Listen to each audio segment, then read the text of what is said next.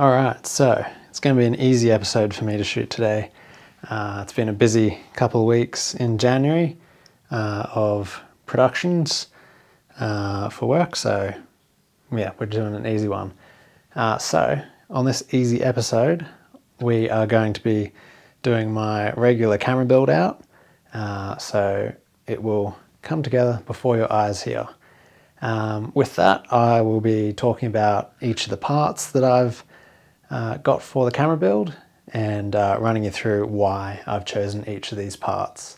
So without further ado, let's begin. So first of all, we've got a nice 100mm bowl tripod here with solo legs. I've done a video on it previously. I'll link a card. This is the Benro BB10, and on top of that we've got a Manfrotto style quick release plate, but on top of that we have a VCT 14 plate because I use a broadcast shoulder pad for my camera setup. So that's a nice easy quick release, one-handed operation to pull it off. One hand on the top handle of the camera, one hand, finger and thumb there, releases the camera. Very quick, very easy. So that slides into the Manfrotto quick release slot there. Then we have the star of the show, not me. So this is my FS7. So that is the VCT quick release plate I was talking about. It is a Zacuto one. It's their previous generation to their current one, so it doesn't have the sliding mechanism for the camera. But what it does have is a very comfortable shoulder pad, and you can adjust the camera back and forward by undoing some screws. So that's the VCT plate, that's the hook at the back that goes in there, V goes in there, and then you just set it down. If you haven't used a VCT before, this is an elongated bit here, so you set it down, the groove's there, and you just push forward and it clicks. So as well as that, I have a small rig top plate on my FS7. So this is, we'll start from the start. This is an FS7 Mark I. It's a Sony 4K Super 35 video camera. It can film up to DCI 4K and can shoot slow motion as well. So it's a very versatile camera. It has built-in NDs, all your peaking and etc. You can put 4 audio channels into this. It's got dual card slots. It's got a SD card as well for loading in LUTs and memory things and settings, just like a broadcast camera. And then on the back here, I've added on a V-lock plate. This is a core V-lock plate, which I've found to be very reliable for me. It's sturdy. And I've got this D-tap output here, which is switchable. I've got some epoxy putty and molded it into it and roughly taped over it. It looks pretty gross, but it is absolutely functional. So that gives me 2 switchable D-taps, so I can turn on and off accessories independently, so I don't have to be using them all the time. When I'm, particularly because I use the gradical eye, this comes in handy to turn off the gradical eye, rather than buying the Zacuto switch cable. I just built this myself out of parts I had lying around. Anyway, so we've got the V-lock plate on the back, D-tap going into this, and then I've got a spare D-tap on the other side there. And we've also got a 4-pin XLR to provide power. You can have a V-mount battery on here and have the 4-pin XLR power coming at the same time. And then if you run out of battery or the power somehow miraculously unplugs, even though it's a locking connector, that never happens. It's actually a very reliable connector to the 4-pin locking XLR. But say you ran out of, say someone switched it off at the wall, then it automatically switches over to battery power seamlessly, and you don't lose any recording. You don't lose power on the camera at all. While we're on this side, we've got 2 SDI outs, 1 HDMI out, an independent viewfinder out as well for the stock Sony viewfinder. So I can output 3 monitors at a time, which is very handy. Got two XLRs here, and then I've also got a top hot shoe thing that goes into the MI shoe, which is Sony's fancy multi-interface shoe, which has electrical connections in here. So I can run up to 4 XLR audios into this and independently control them. You've got the switches there for line mic and mic with 48 volts phantom power. Rosette there for a hand grip, but I don't use it. And up the top, again, small rig. And up the top, we've got the small rig top plate. Lots of wear on this handle. This is the stock handle. It's got a record and a zoom rocker up here, as well as a MI hot shoe. We've got some tape here. That's just covering the GPS USB port. That's because this one didn't come with a dust cover for it, so I just taped over just to stop any dust or rain getting in there. You've got the air vents here next to the XLRs for the fan, because this one does run a fan through it to keep it cool. I've got a cold shoe mounted to the side of the top plate. I've also got this spring-loaded cable retention thing from SmallRig. Both of these are from SmallRig, and they're great. This helps run cables nice and neatly down to the back of the camera, so that when I'm grabbing the top handle, I'm not getting caught on cables because they're all retained within there and not just hanging around. And on the front of the camera, we've got a dual rod holder. On the top plate, we have the microphone mount and the EVF mounts to this side. We've got the ND filter, white balance, the sensors behind there, obviously. That's the lens cap. And we've got some rod mounts down the bottom there as well. And back around here, the final thing I'll show you is these are my strap lugs. They are for my broadcast strap. They're nice metal lugs to mount that strap to. We've got a rod mount at the back here that I've added on. That's so I can put the stock Sony viewfinder at the back of the camera. That's handy to have back there. And a cold shoe here as well, just in case I want to put the microphone receiver on this side instead to see the battery levels and that sort of thing. We've got some rods down here at the back. This just protects the V-lock plate from anything coming up and hitting it underneath. It's not much of a worry for me, but this is just a good place out of the way to store rods as well, just in case I need some lightweight rods. So they just hang out there in the back. All right, let's build it up a bit more. So we'll build it up from back to front. So first thing at the back, we've got a V-lock battery that goes on there. That's just a 98 watt hour, nice small battery, because I do a lot of shoulder operating, and it's just nice to have a smaller battery on sometimes.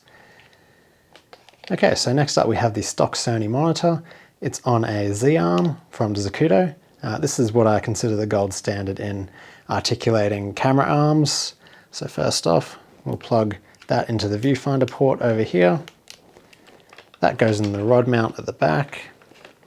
Now, if you've ever used a broadcast camera that has the screen towards the back of the camera, this would be very familiar to you. It's a very comfortable position to have a screen when you're just standing next to the camera interviewing somebody. You can stand flat on looking at the camera and look at this screen, and with your left hand operating the controls, right hand on the pan handle at the back of the camera. That's just a nice ergonomic thing. And it's good to have a screen and an EVF, and not just an EVF. Okay, so next we'll come around to this side of the camera. And so this is my broadcast microphone receiver. It's a dual channel one, but I usually only use one channel, and as per broadcast usual specs, as far as I've worked, your talent mic goes on channel 1, so that one goes into channel 1. Then we have a Sony ECM something short shotgun microphone. This is a nice short shotgun mic that I use for my on-camera mic. It's just good to have a bit of directional audio for your on-camera system. That way you're getting audio from whatever you happen to be filming. So that one goes in there. Just going to do a bit of cable tidy up as we go. So just hook that one around there so there's no cables just hanging around. So we've got wireless audio and on-camera audio plugged in, one channel each. Okay, so next thing to go on is this. This is a broadcast camera strap. So it has lots of metal in there, and it just hooks onto these lugs, pulls up, and then it latches on and can't come off without you unlatching it. And it carries a heap of weight because sometimes my camera builds can go up in weight considerably. And that one just hangs over the assistant side because you don't need assistance with single operator cameras. Yeah, it can just hang there on the assistant side. Okay, so while we're here, we might as well put some media in. I don't usually take the media out, but for this demonstration, we just have. So we have an SD card going in. That's a camera utility SD card. And then we've got two 128 gig then we've got two 128 gig XQD cards by Sony. Sony ones are the only ones I really trust in XQD cards. And I've got them labeled so I know which ones are which. And it's always good to have a bit more media. So that SD card just loads on LUTs and user interface preferences. It's set up like a broadcast camera where if you've got multiple people using the camera, they can all have their own SD card, and then when they come to the camera they insert the SD card, load up their preferred camera setup and settings, and then they can just be away nice and quickly after loading that up. And it's much quicker than having to deep dive and change all the settings, and much more reliable in case you miss a setting. So we're moving on to the EVF now. This is the Zacuto Gradical I, one of the best EVFs I've ever used on a custom Zacuto mount. Sorry, I don't know if it's custom. It is a prototype, I believe. That's what it was described as, and it never went to production as far as I know. So this is sort of so this has a rosette and a fluid mount on the EVF side and just a rod mount on the other side. The one they ended up going with, I believe, was their Axis Mini, which has depth adjustment as well. But this one, perfectly fine as is, and I got it for a bargain because it was a prototype piece. So we're just threading the cables back at the back. And we're putting it into that spring-loaded cable retention thing I've got screwed to the top plate of the camera. D-tap goes into that D-tap breakout. Actually, we might move the screen out of the way. I'm just going to move the screen up and out of the way while we work on this side of the camera. So that's the cables coming out the back. And then we're going to pop that into SDI2. That's just so there's no, and then we'll pop that into there to get power. So we'll just neaten everything up here.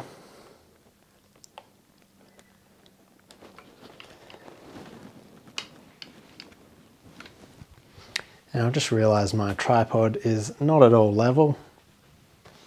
And finally, before we get shooting, need a lens on this thing. So this is the Tamron 15-30 f2.8 G2VC USD DI, something like that. It's a very wide, ultra wide Tamron lens with image stabilization and a very fast aperture. And I've also got a Metabones speed booster on there so that I can run it on an E-mount camera.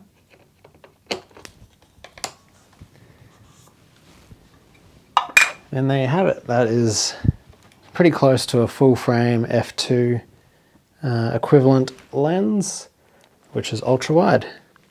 So that is a pretty typical build for me.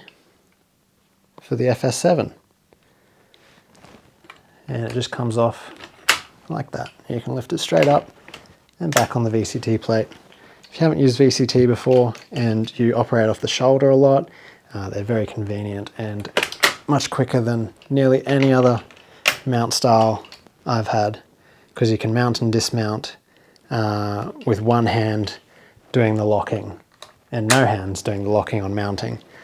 Alright, so let's power up, and then we'll flick this switch to turn on the EVF. And then we're powered up and ready to go. Just get rid of that. We're powered up and ready to go. So that's my FS7 build. Hope you enjoyed the build out. If you've got any questions about the parts, comment down below. But yeah, this has just been an easy video for me because it's been a busy week, a busy month really. So hopefully you enjoyed this video. Go ahead and hit a like if you liked this video. Drop a comment if you've got any questions about the FS7.